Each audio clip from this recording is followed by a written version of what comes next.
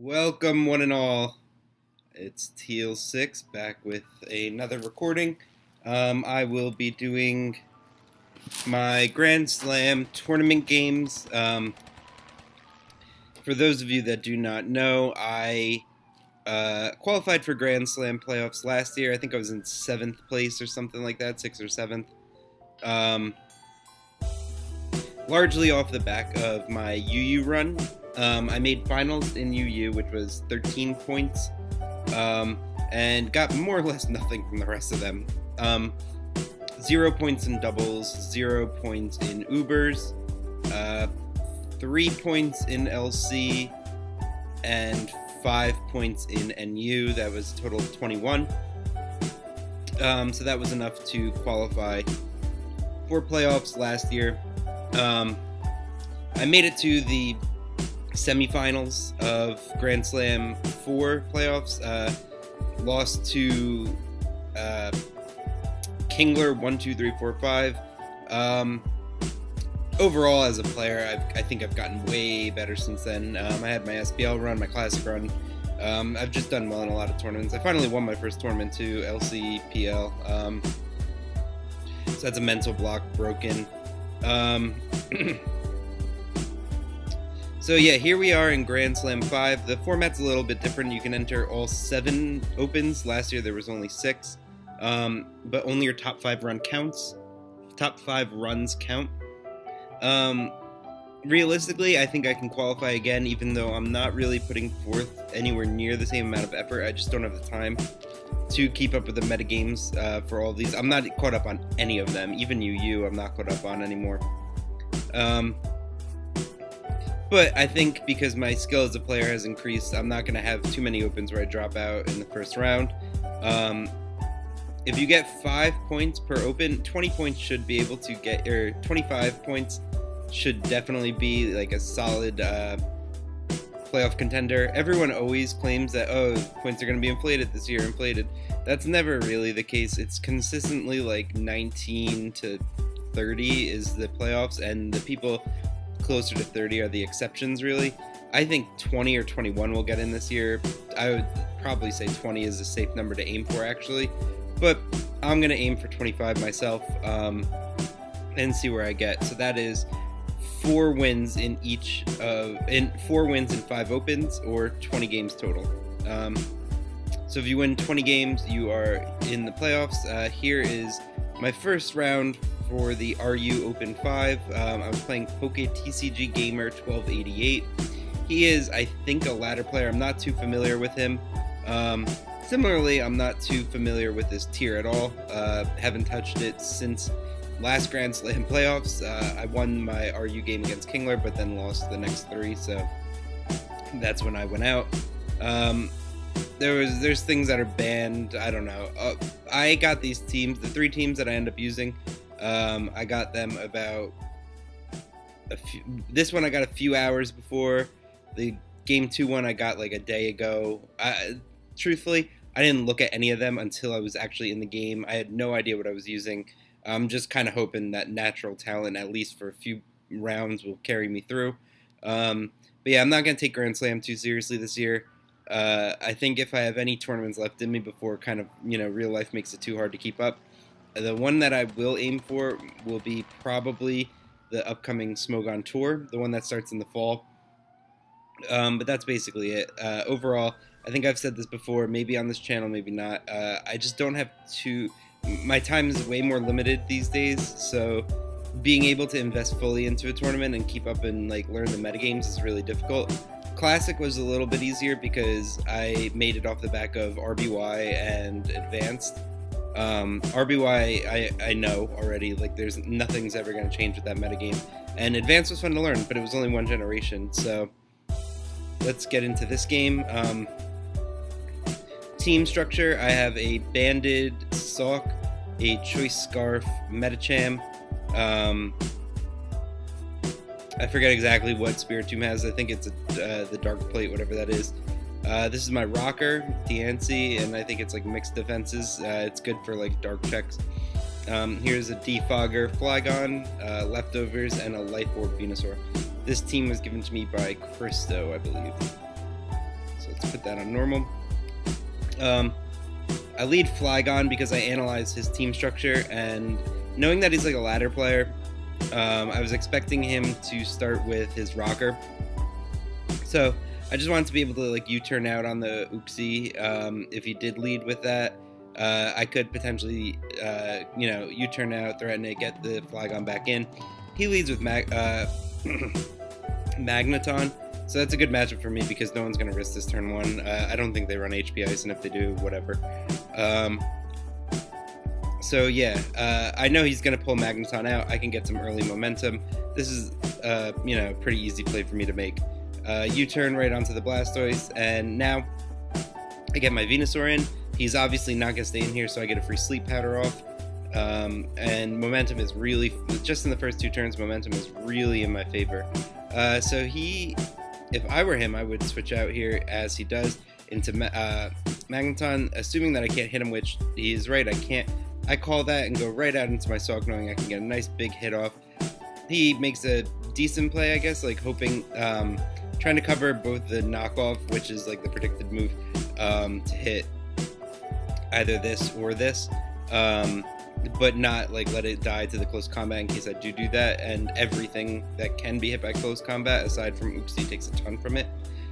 So I knock off his Colberberry. I would think he would switch here, knowing that that is banded damage. However, he decides not to make that play.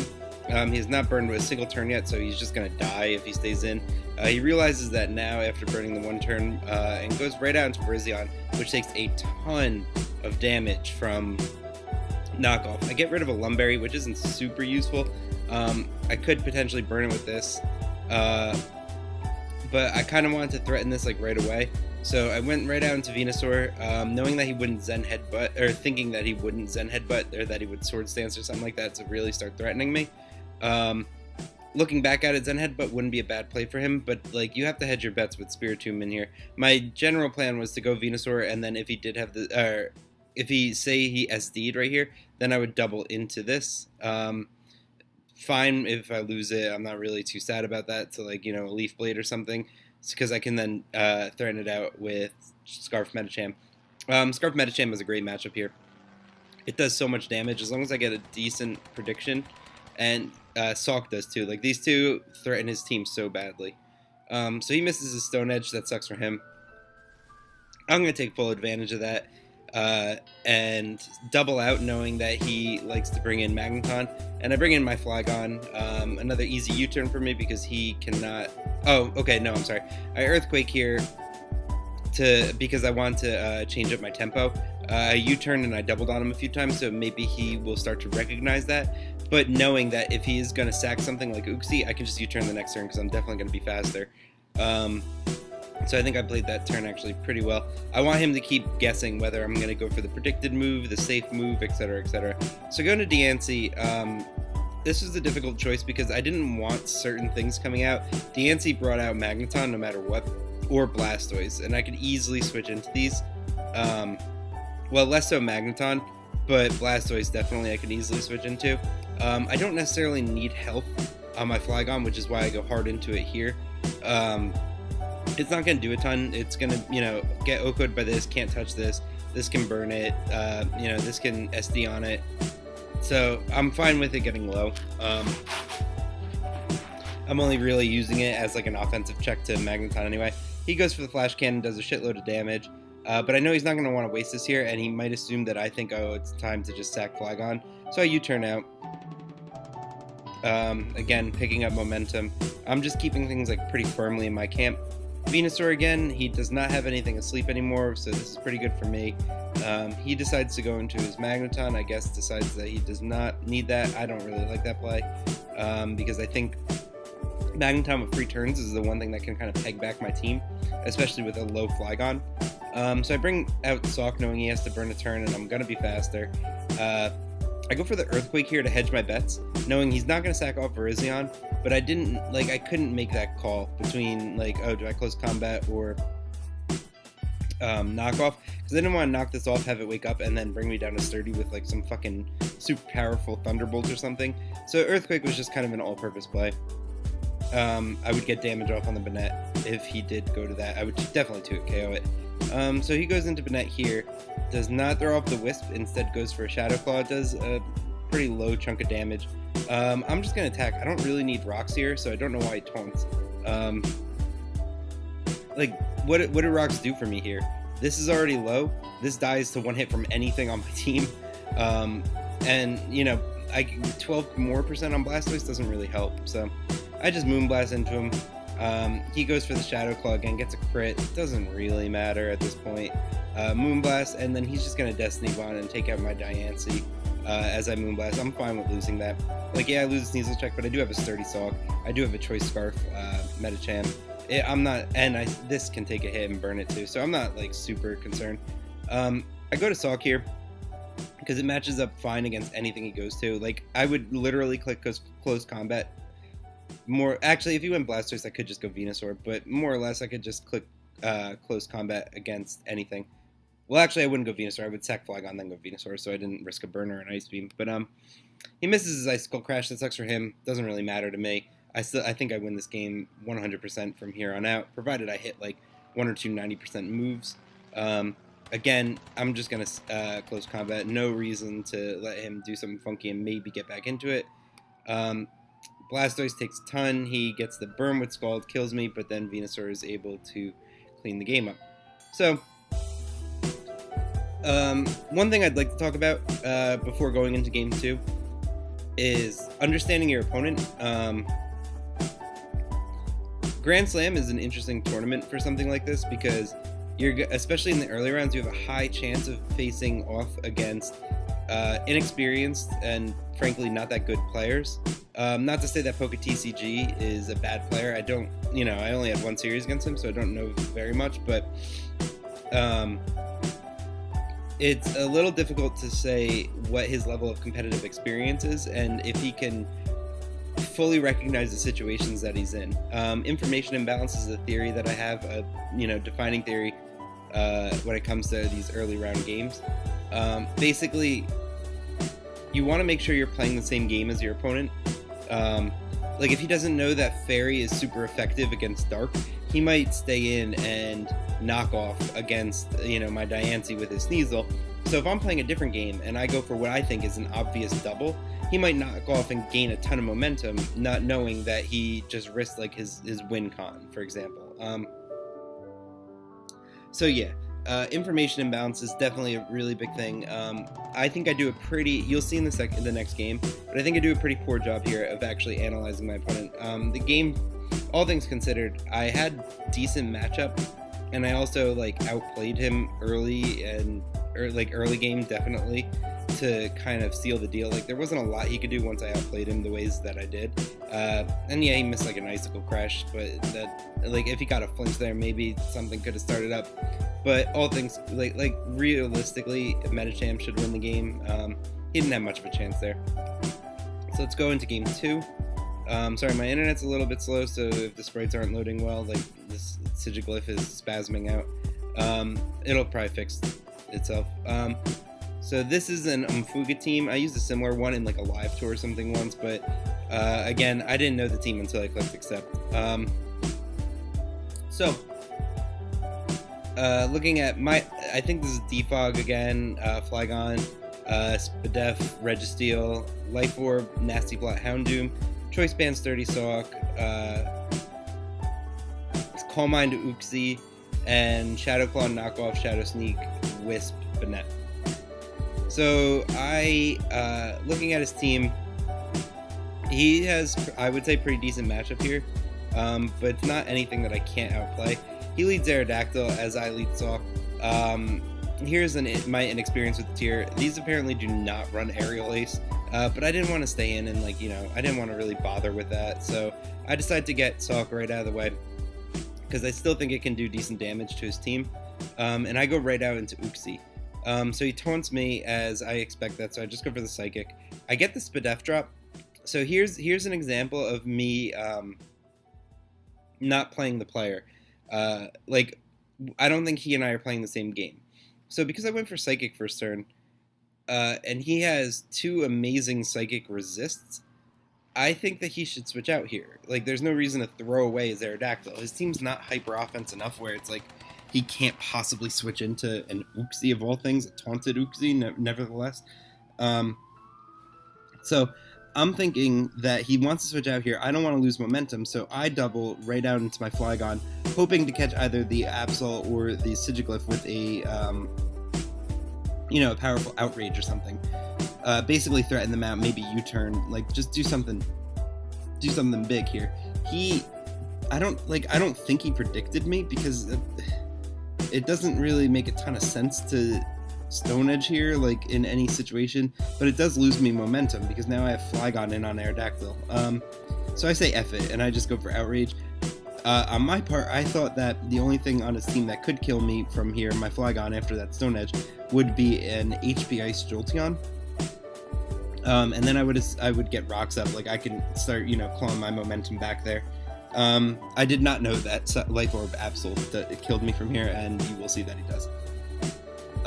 So again, I should have taken note of that, and I make another pretty bad play like later in the game. Here I Ice Punch. This time he definitely predicts me, because obviously if I went for close combat, he died.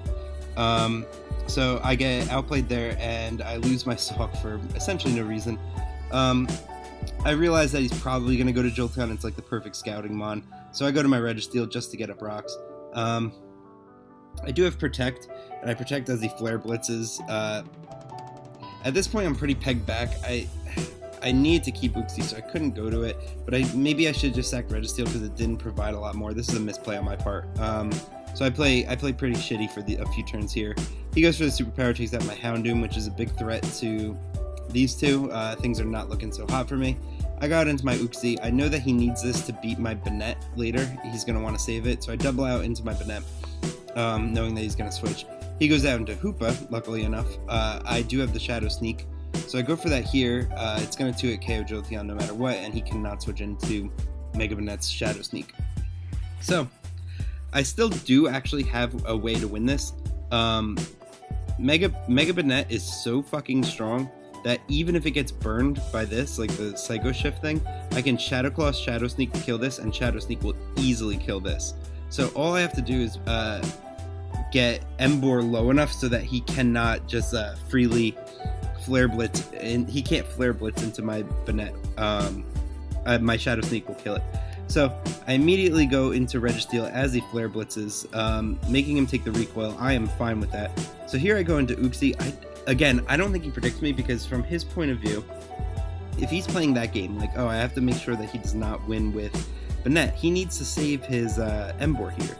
So what I would do, were I him, I would go into Sigiglyph here, and basically have a stalemate of momentum. I will eventually die my Uxie. So then I have to go into my Banette, Shadow Sneak for the kill, and then he goes out into Emperor, and is outside Shadow Sneak range, Flare Blitzes for the kill.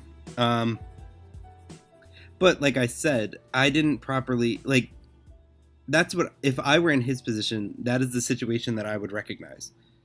But I don't think he recognizes that situation. And you'll see, because he goes for the, he goes for the Sucker Punch here, which is, from my vantage point, is actually a pretty nonsense play. So I pretty much lost the game going for that double, because I think that I am playing a different game than he is. And again, that's not an insult. I just don't think that, like, he thought ahead that many turns, because if I did just Psychic there and resign myself to losing my Uxie to the Sigiglyph, if I did just Psychic there, he lost the game. Like 100,000%. So I really, to be completely honest, I really genuinely dislike that play. So I go back out into my Uxie, Flare Blitzes, Shadow Sneak does not kill, Flare Blitz kills me, and we're on to game 3. So here I kind of understand a little bit more of how I expect him to play. Just wait for these sprites to load. But yeah, basically you have to, I realize I have to approach these games in a little bit of a different manner. And maybe consider his thought process more than my own thought process with his team and his board situation, if that makes any sense. Instead of saying, oh, if I were him, this is what I would do, I should say, if I were him, or actually I should just say, like, what is he going to do? What is Poketcg Gamer going to do? Not what is TEAL6 in Poketcg Gamer's situation going to do. So that's a lesson to take away, especially when you're looking for qualification in these tournaments and you got to win a bunch of like lower level games. You don't want to fall into like one of those traps. So here I have I think it's like Life Orb Arrow. I don't actually ever end up attacking with it, I think. This is Analytic Magneton. You'll see. Banded Flygon, Life Orb, Dugtrio, Calm Mind, Slowking, and Life Orb Venusaur. So he starts off Bronzong, I start off Venusaur. I threaten it with the Sleep Powder, hit it right away, and I don't have great ways to beat Bronzong, so I switch right into my Magneton. I go for the T-Bolt here as he reveals the Protect. So now I don't realize this right away, but he thinks that I'm Magnet Pole, so he decides he doesn't even try to switch apparently. Not that he has anything good to switch into. Like his best switch in is fucking Rotom, which isn't like lovely for him. So I get nervous about the EQ because Bronzong's in past generations ran EQ. It turns out he's not running it, and I go right into my Flygon as he sets up the rocks. So he protects again, the Scout, not a bad play. I go for the Fire Punch, anticipating the Protect. I go for the Fire Punch again, thinking it's going to do way more than 39%, just as he Gyro Balls, so that's not a great situation for me. I switch right back into my Magneton, knowing I can take the Gyro Ball, because these will definitely have Toxic as the last move, especially if he has Protect. Going into Magneton was a bad play, because if he did decide to make this play, knowing that I'm banded from the damage calc, obviously now I have to switch into a Houndoom because I cannot stay in there. For my part, I switch right into Aerodactyl as he goes for the Dark Pulse, like a little bit try-hardy, but whatever, because I'm obviously not going to go to Slowking, because then I just have to switch into a Dark Pulse anyway. Okay, knowing that he's not going to want to let this die, I double right back into my Magneton, anticipating him to bring in his Bronzong, so that was a good play on my part. He doesn't have EQ, so I can just spam pretty strong T-Bolts. If he switches, he takes an Analytic T-Bolt, so there's one. He goes for the Gyro, gets a crit. Doesn't really matter because Magneton doesn't take many hits anyway. And yeah, he never switches out because he thinks I'm Magnapole, but I'm clearly not. I don't think Magnapole is running this tier at all. So he goes down to Dredagon. I am never going to get Aerodactyl to do anything this game because I do not have hazard removal, so I just sack it. He goes for the Dragon Claw. I use this as my chance to go to Venusaur. He has no Venusaur checks, like whatsoever. So I sleep it, and here's a situation where I realize I'm playing the player, right? I'm playing Poketcg Gamer, not myself. So it's not worth it to just switch out, so I'm just going to start spamming Sludge Bomb. For his part, he wakes up, gets the Dragon Claw. Here he makes a very bad play, goes for a Sucker Punch. Obviously I am not going to just attack there, even if he didn't Sucker Punch and I killed it. I'm at like what, 2% or whatever, 3%, and anything here revenges me. When Venusaur is as good as it is against his team, obviously I'm not going to leave it in, or I'm not going to let it die.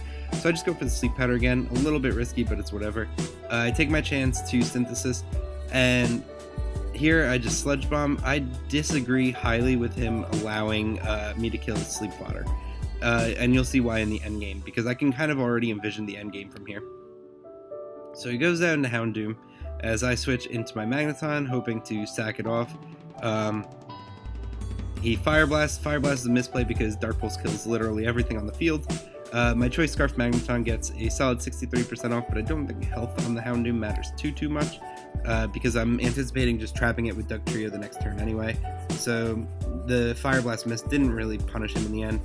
I trap with Dugtrio. Now, here is... Let's go back one turn. Alright, so here I think he misplays a little bit. What he needs to do is go hard into Girder here, like at the kill, and then he's gonna threaten me with like the bulk up and stuff. So what I would do is go hard into my Venusaur, and now I have to hit a Sleep Powder. He could even knock off as the Venusaur comes in. I still have to hit that Sleep Powder, so you can switch out. This is why I should not have sacked his Sleeping Mon, because the only way I'm beating Girder at this juncture is sleeping it with Venusaur. Because I think the bulk up version beats Slowking because he increases his defense against my Psyshock, but I don't increase my defense against his knockoff. So he misplays by going into Clawitzer. I have no reason to switch here. I'm just going to get damage so that, you know, he's in Sludge Bomb range and I don't have to Leaf Storm or anything like that. So he Dark Pulses, kills me. Now it's time for Venusaur to put in a lot of work. Sludge Bomb right into the Clawitzer, take that out. He goes out into Rotom here. Because I guess he doesn't, now he knows, like, oh, I can sleep this and just start spamming Sludge Bomb and Synthesis again. Definitely a misplay. So, looking at the field as it is, it took me a minute to realize, but there's, like, only one usable play. I have to go hard into Flygon because if he does not go for an electric move, if he goes for Leaf Storm here and kills the Flygon, I go right back into Venusaur and I Synthesis up, and then he pretty much cannot win. So I do that.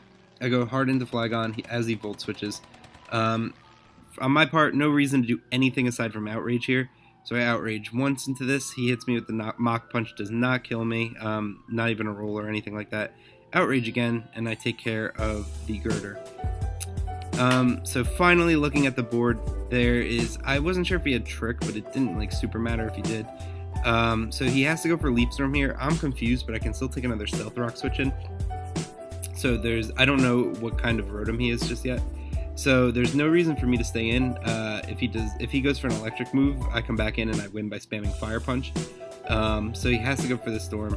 Hits my, I want him to get -2 on my Slowking. Then I'm going to go out into Flygon, having get -3. So that when Venusaur comes in, even at like 20% or whatever it is, I can Synthesis on him. So I switch out. Slowking takes the Leaf Storm and dies. Go out into Flygon. I click Outrage here. He misses the Leaf Storm. It doesn't really matter. Because the only thing that matters is if he is able to crit the Venusaur as it comes in. Like he says, come on, man, here, but it didn't matter. Because even if he was at full health right here, and I recovered now, he just dies to Sludge Bombs. So. And that is game. It's doing 4% Sludge Bomb, and there we go. So, lesson takeaway from this video. Try and understand your opponent's mentality more than your own mentality in their shoes. That's a big one for tournaments with qualification like Grand Slam, Live Tours and Smoke on Tour, really early rounds of Classic, but Classic ramps up in difficulty a lot more quickly because only the veterans of those gens usually make it into the further rounds. And yeah, Grand Slam is one where like I can expect in RU and LC and all those tiers, I can realistically get a pretty inexperienced opponent for like 3 or 4 rounds. So it becomes more about seeing out your skill advantage than it does about outplaying, if that makes any sort of sense. So thanks for watching. I'll try and upload all of my Grand Slam run and take